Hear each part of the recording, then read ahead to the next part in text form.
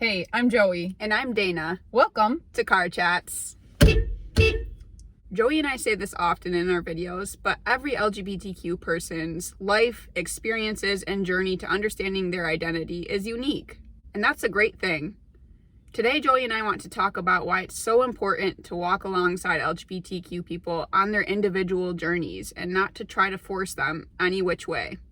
We will be talking about sexuality specifically today because that's what we can speak to as gay and bi folks. The forces pushing LGBTQ people to live and act a certain way can come from outside of the LGBTQ community or inside of it.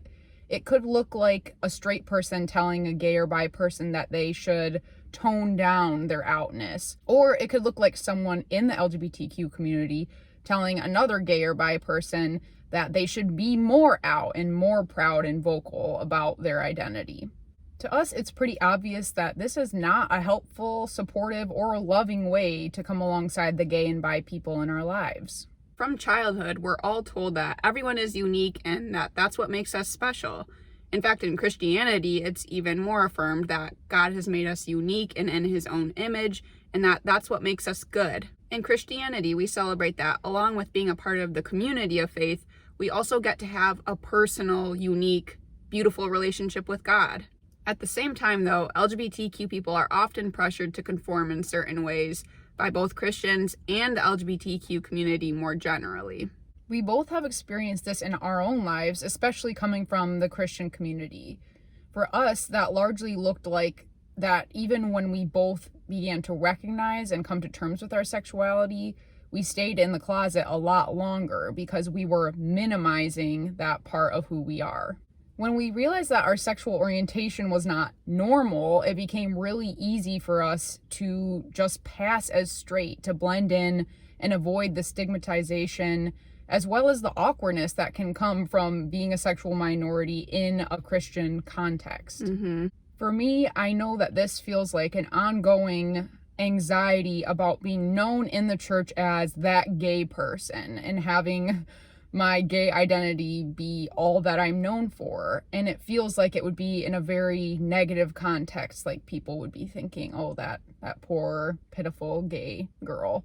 When in fact, no, that's not how it is at all. I love who I am and I love my life and I'm very happy.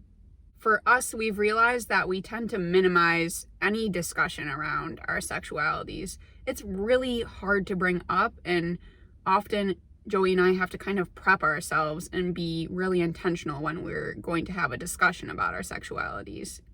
It's actually kind of funny that I just said discussion, because it should just be us talking about our lives and bringing up a part of who we are, but it often feels like a discussion because you know that it could make some people uncomfortable and that there's differences of opinions, and it's hard. Joey and I were reflecting on how strange that dynamic is, especially when you consider how normally heterosexuality is infused into all conversations. We don't even think twice about that.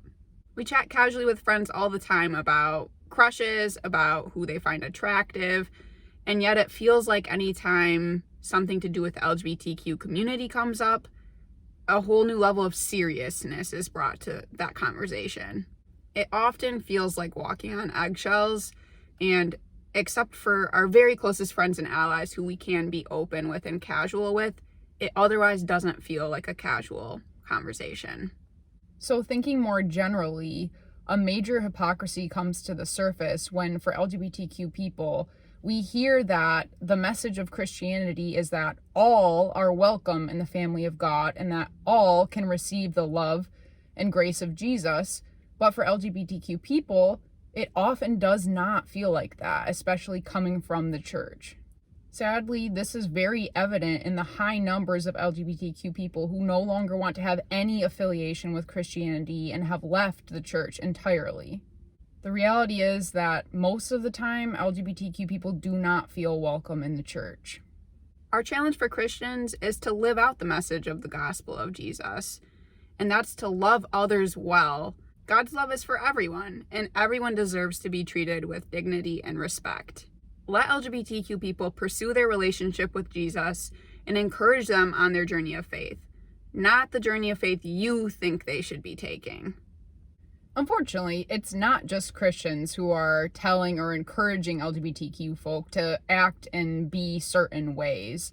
That also comes from the LGBTQ community itself, who can often really push LGBTQ people to be out and loud and proud about their identity, even if maybe that wouldn't really come naturally to that person. The sentiment behind that comes from a really good place. It comes from a place of recognizing the importance and the beauty in human diversity and the fact that we are all awesome in our uniqueness.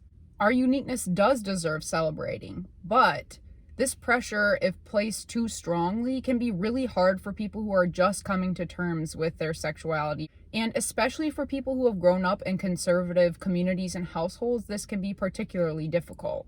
What we want to say to LGBTQ people is your journey is your journey, and your journey is good. There's absolutely no right way to come out or to be out, and there's no right way to live as an LGBTQ person either. Some people will never go to Pride, and that's just fine. That does not mean they're not comfortable with who they are or that they don't love who they are.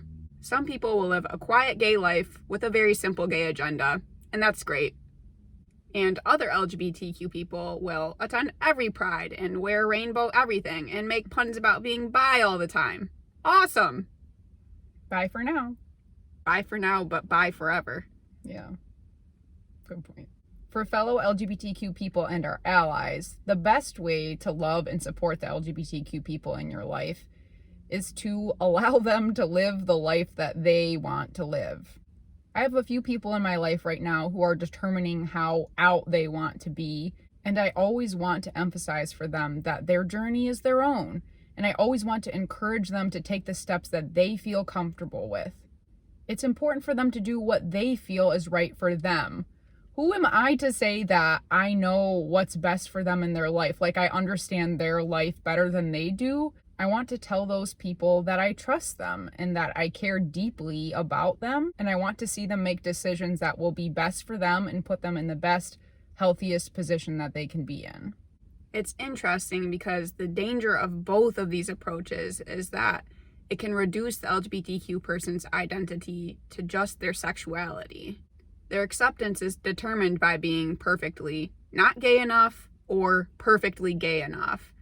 And that completely reduces their beautiful, unique humanness. It's an irony that doesn't go unnoticed for us as LGBTQ people. Christians often are telling us that we are elevating our sexuality by identifying as gay or bi, when what that actually feels like is Christians are doing that exact thing. They are making our identity all about the fact that we are gay and bi. We don't want to do that. We want to be holistic human beings. Right. Unfortunately, much of this has to do with the fact that in a heteronormative society, LGBTQ people have to come out. And when someone comes out, it can often be perceived as them elevating their sexuality, when in reality, they're just telling you a truth about who they are. Heteronormativity causes most people to assume that everyone else is straight. And that's why when a gay or bi person comes out, it can feel like they're elevating their sexuality. But no, that's just heteronormativity talking. In summary, we really long for everyone to walk alongside LGBTQ folks as equals. We're already trying to figure things out in a society that's infused with homophobia, especially in Christian circles. Please let us make our own choices, encourage us in our faith, and love us as the holistic beings that we are. And on that whole note...